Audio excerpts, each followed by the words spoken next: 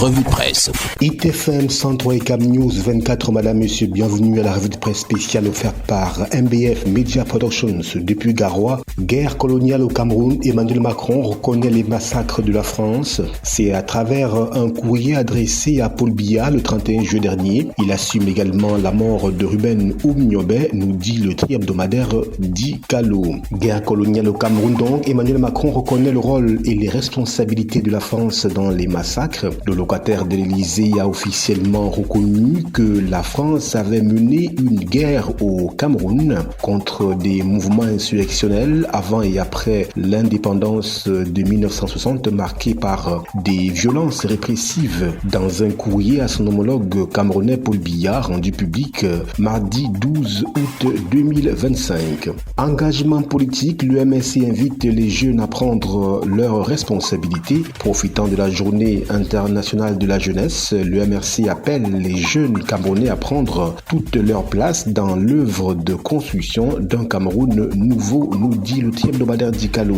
Opinion, Grégoire Oona répond à Monseigneur Samuel Cléda, le secrétaire général adjoint du comité central du Rassemblement démocratique du peuple camerounais DPC, parti au pouvoir, réagit à la suite de la publication de la lettre pastorale de l'archevêque de Douala. L'homme de Dieu a présenté un tableau sombre de la situation sociale du Cameroun à la veille de l'élection présidentielle d'octobre prochain. Préparation de la prochaine élection présidentielle, le Conseil électoral passe à la vitesse supérieure. La 4e session de plein droit du Conseil électoral pour le compte de l'exercice en cours s'est tenue ce mardi 12 août 2025 au siège de l'ECAM à Yaoundé. L'accélération des préparatifs était au menu des assises présidées par Eno Abrahams Egbe, le président du Conseil. Présidentielle 2025, la société civile dénonce le verrouillage de l'espace civique. Dans une déclaration des organisations de la société civile liée au contexte électoral, il est clairement mentionné que l'élection présidentielle d'octobre 2025 se tiendra sous fond du verrouillage de l'espace civique, restriction de la liberté d'association. Lutte contre la corruption, la CONAC procède à 18 arrestations à Douala suite à une campagne anticorruption d'une semaine menée dans la région du littoral selon les révélations du président Dr Dieudonné Massigams. Froid excessif dans le sud du Cameroun, les recommandations de l'Observatoire des changements climatiques. L'Observatoire national des changements climatiques prescrit 4 mesures fortes pour faire face à la recrudescence du froid dans le Grand Sud de Cameroun. Promesse électorale, Bello Bouba entend relancer la croissance en mobilisant 60 000 milliards de francs CFA en 7 ans, devenu malgré lui la nouvelle figure de proue de l'opposition en course à l'élection présidentielle après le rejet de la candidature de Maurice Kamto. Bello Bouba Maïgari s'inscrit désormais dans une offensive de séduction envers les citoyens électeurs. C'est ce qui ressort de la conférence de presse organisée par le candidat de l'Union nationale pour la démocratie et le progrès UNDP le 8 août 2025 à Yaoundé. Filière banane, les exportations grimpent et atteignent plus de 16 000 tonnes avec une progression de 9% en juillet 2025 par rapport à la même période en 2024. Abonbank et Benbis, 100 milliards de francs CFA mobilisés pour réaliser les travaux, fut dans le long processus d'études conduit par le ministère des Travaux publics. La convention de financement pour le bitumage des routes Abonbank, Lomier et Benbis a été signée le 12 août 2025 pour un montant global de 100 milliards de francs CFA. Cacao, le Mincommerce anticipe les prix aux producteurs. Photocall, le maire mène une opération de nettoyage urbain, nous fait-on savoir. CHR de Berthois, un hôpital de référence, fruit du plan d'urgence triennal. Le docteur Andjembe Essola, un homme de terrain. Diplomatie, Macron désigne un nouvel ambassadeur au Cameroun. Il s'agit de Sylvain Riquier. Il a été nommé par le président de la République française le 7 août 2025. Il remplace à ce poste Thierry Marchand, nommé le 15 septembre 2022. Cacao camerounais, la transformation locale franchit la barre de 100 000 tonnes. Football amateur, le milliard de la campagne électorale. Coupe de la CAF, l'Aigle Royal de la Menois connaît son adversaire. Aigle Royal de la nom est désormais fixé sur son adversaire en Coupe de la CAF.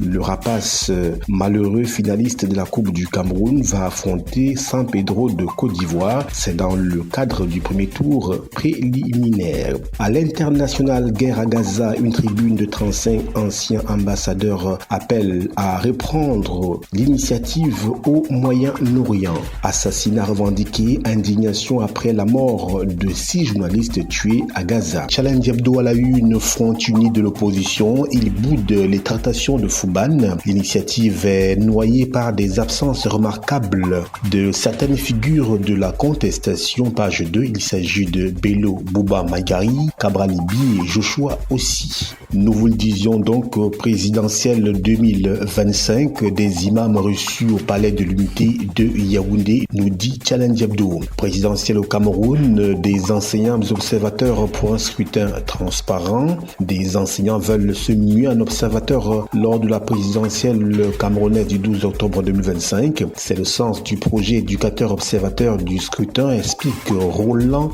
Soa Etoga, secrétaire général à la coordination du collectif des organisations des enseignants du Cameroun, COREC.